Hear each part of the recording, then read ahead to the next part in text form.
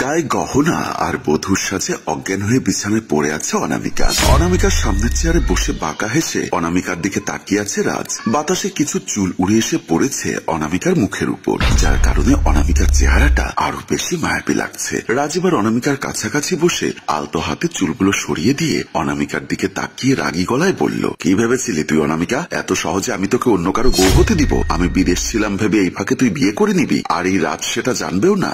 জানি তুই আমার ভালোবাসাটাকে সবসময় মজায় ভেবে এসেছিস, কখনো ভাবিসনি আমার ভালোবাসা, কিন্তু এবার থেকে বুঝবি, খুব বাজেভাবে বুঝবি তুই আমার ভালোবাসা। এতদিন ভালোবেসে বোঝানোর চেষ্টা করেছি, আর তুই আমার সেই ভালোবাসাকে শুধু মজা ভেবে হেসে উড়িয়ে দিয়েছিস। কিন্তু এবার থেকে দেখবি আমার ভিলেন রূপ। হিরো সেজে তোকে জয় করতে না পারলেও এবার ভিলেন হয়ে তোকে জয় করবো আমি। কথাগুলো বলেই হাসতে হাসতে ফেটে পড়ল রাজ, কিন্তু এই হাসিটা আনন্দের হাসি নয়, বরং ভয়ঙ্কর কোন রাগের এই হাসি। রাগে মেঘের চোখ দুটো লাল হয়ে আছে, কপালের রগগুলো সব ফুলে উঠেছে। একটু পরপর রাগে দাঁতগুলো কটমট করছে রাজ। নিজের রাগটাকে যেন কিছুতেই কন্ট্রোল হচ্ছে না ওর। অনামিকার সামনে থেকে উঠে হাতের ফোনটা নিয়ে বেলকনির দিকে চলে যায় রাজ।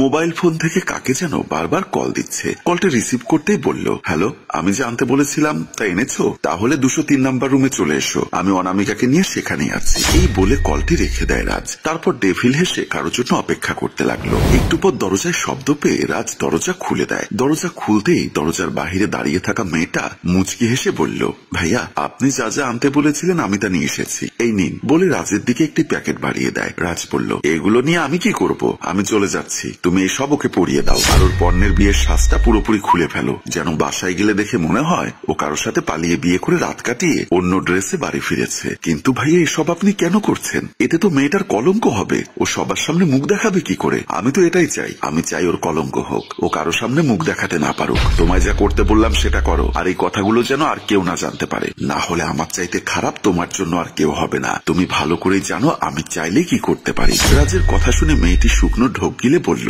সরি ভাইয়া, আমি অনামিকার কাপড় চেঞ্জ করে দিচ্ছি, আর আপনাকে কথা দিচ্ছি এখানের কথা আমি ছাড়া আর কেউ জানবে না। এই তো গুড গার্ল, ওকে, তুমি তোমার কাজ করো, আমি বাকি কাজগুলো করে আসছি। কথাটা বলেই চলে গেল রাজ, আর মেয়েটি দরজা বন্ধ করে দেয়। মেয়েটি অনামিকার কাছে গিয়ে ওর পাশে বসে, ওর দিকে তাকিয়ে অসহায় গলায় বলল, সরি রে অনামিকা, পারলে আমায় ক্ষমা করিস। আমি তোর সাথে এমনটা না করলে যে রাজ ভাইয়া তুই সহ আমারও হয়তো ক্ষতি করে দিবে। প্লিজ আমায় ক্ষমা করিস অনামিকা। তবে আমি যতটা জানি রাজ ভাইয়া তোর ক্ষতি করতে পারবেন না, উনি যে তোকে সত্যিকারের ভালোবাসেন। কথাগুলো বলেই অনামিকার গায়ের গহনার জামা কাপড় খুলতে লাগলো মেয়েটা। একটু পর ড্রেস চেঞ্জ করে দিয়ে মেয়েটি অনামিকার বিয়ের জামা কাপড় আর গহনাগুলো নিয়ে চলে যায় রাজের কাছে। অনামিকা এখনো অজ্ঞান অবস্থায় পড়ে আছে বিছানায়। একটু পরে আরো দুজন মহিলা রুমে ঢুকলো অনামিকার। দুজনেই মুখে মাস্ক পরে মুখ ঢেকে এসেছে। তাদের মাঝে একজন মহিলা অনামিকার মুখে পানি ছুঁড়ে মারল। মুখে পানি মারায় জ্ঞান ফিরে মিটিমিটি চোখে মহিলাগুলোর দিকে তাকালো অনামিকা। তারপর বোঝার চেষ্টা করলো ও এখন কোথায় আছে। অনামিকার জ্ঞান ফিরতে দেখে একজন মহিলা তাকে উদ্দেশ্য করে বলল, এই মেয়ে, ওর জলদি, অনেক ঘুমিয়েছিস, এবার উঠেই কাগজটাতে সই কর। একটি কাগজ তার সামনে ধরে। মহিলাটির কথা শুনে ধীরে ধীরে উঠে বসলো অনামিকা। তারপর অবাক চোখে চারিদিকে তাকিয়ে দেখে নিজের দিকে তাকিয়ে বলল, আমি কোথায়? আর আপনারা কারা? আমি এখানে এলাম কি করে? আজ তো আমার বিয়ে ছিল, আমি তো বউ সেজে বসেছিলাম আমার রুমে, তাহলে আমি এখানে কি করে এলাম? কারা আপনারা? কি চান আমার কাছে? এই শোন, তোর এত প্রশ্নের উত্তর দিতে বাধ্য নই আমরা। বেশি বকবক না করে এই কাগজটায় সই করে দিয়ে নিজের বাড়ি ফিরে যা। কিসের কাগজ এটা? আর আপনারা আসলে কারা? আমায় তুলে এনেছেন কেন? আমি বাসায় যাব বলে সে কান্না করে দেয়। এই শোন, তোর ওই নেকা কান্না বন্ধ করে এটাতে একটা সই কর। এটা তোর কাবিননামার কাগজ, এটাতে সই করলে তোর বিয়ে হয়ে যাবে। বিয়েটা করে তারপর নিজের বাড়িতে ফিরে যা, তোর কিছুই হবে না। এটাতে সই করলে কার সাথে বিয়ে হবে আমার? আর আপনারা কেন করছেন আমার সাথে এমন? আমি বাসায় যাব, যেতে দিন আমায়। কথাগুলো বলেই বিছানা ছেড়ে নেমে দরজার কাছে চলে যায়। দরজার সামনে আসতেই একজন মহিলা ওর হাত শক্ত করে ধরে হ্যাচকা টান দিয়ে বলল, ভালো কথা কানে যায় না তোর, তাই না? এই কাগজে সই না করে এক পা এখান থেকে চলে যাওয়ার চেষ্টা করলে তুই ভাবতে পারবি না তোর সাথে ঠিক কি কি হবে। ভালো চাস তো এটাতে একটা সই কর, তারপর নিশ্চিন্তে বাসায় ফিরে যা। অনামিকা বুঝতে পারছে না কি হচ্ছে ওর সাথে। এই মহিলারাই বা কারা? কেনই বা এমন করছে ওর সাথে? কোনো কিছুই মাথায় ঢুকছে না ওর। কিন্তু এতটুকু বুঝে গেছে যে এই কাগজে সই না করলে ওর আর বাড়ি ফেরা হবে না। তাই ভয় আর কোনো উপায় না দেখে কাগজটা হাতে নিয়ে কাপা কাপা হাতে ওটাতে সই করে দিল অনামিকা। সই করার সময় কাগজের লেখাগুলো পড়তে চাইলে সেটা ওকে পড়তে দিল না মহিলাগুলো বলল, আজ থেকে তুই বিবাহিত। এই কাগজে সই করার ফলে তুই আমাদের বসের বউ হয়ে গেলি। এখন রাতটা এখানে থাক, কালকে সকালে নিজের বাসায় ফিরে যাবি। কে আপনার বস? কার কথা বলছেন আপনারা? আমার সাথে আপনারা কেন এমন করছেন? প্লিজ আমায় বাসায় যেতে দিন। দিন। আজ আমার বিয়ে, বাসা ভর্তি কত লোকজন, আমার বাবা মায়ের মাথা হেট হয়ে যাবে সবার সামনে, তারা কাউকে মুখ দেখাতে পারবেন না, প্লিজ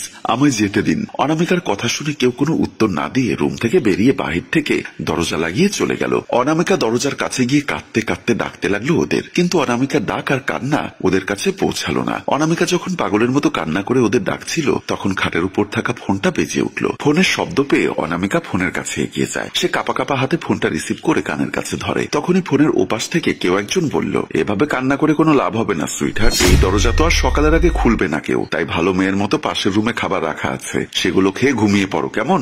সকালে দরজা খুলে দিলে তখন বাসায় চলে যেও। কে আপনি? কেন করছেন আমার সাথে এমন? কি ক্ষতি করেছে আমি আপনার? প্লিজ আমার বাসায় যেতে দিন। আজ আমার বিয়ে, আমি বাড়ি না গেলে আমার বাবা মা কারো কাছে মুখ দেখাতে পারবে না।